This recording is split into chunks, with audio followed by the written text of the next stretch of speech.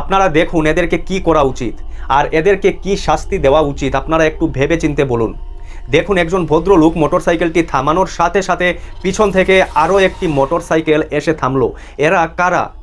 এরা অস্ত্রধারী ছিনতাইকারী। এরা রাস্তার মাঝে প্রকাশ্য দিনের বেলায় একজন লোককে ছিনতাই করছে, আর ওই লোককে বাঁচানোর জন্য আরেকজন লোক ছুটে আসছিল, কিন্তু ওই লোককে ধমকি দেখিয়ে ভয় দেখিয়ে ওইখান থেকে তাড়িয়ে দিয়েছে।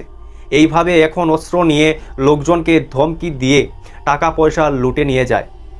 আজকে অনেক লোকজনের ঘর মেইন রোডে বা গলির ভিতরে।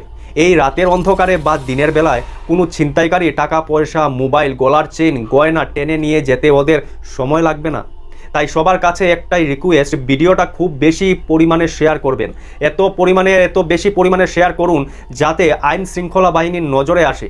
এই যদি হয় অবস্থা, বলুন আপনাদের আমাদের নিরাপত্তা কোথায়? এই ঘটনা যে আগামী দিনে আপনাদের সাথেও ঘটবে না এর কোনো গ্যারান্টি আছে? আমাদের ভবিষ্যতে নিরাপত্তার কথা ভেবে যে স্থান থেকেই দেখছেন না কেন আপনারা ভিডিওটা শেয়ার করে সবাইকে সজাগ করে দিন, আর পুলিশের নজরে এই ঘটনাটা নিয়ে আসুন। না হলে যে কারোর সাথে আগামী দিনে এইরকম ঘটনা ঘটতে পারে। তাই সতর্ক হন, সতর্ক থাকুন। আমি চিরন্তন চৌধুরী। নতুন কোনো ভিডিও আরও দেখার জন্য আমাদের চ্যানেলকে ফলো করে রাখুন। ধন্যবাদ।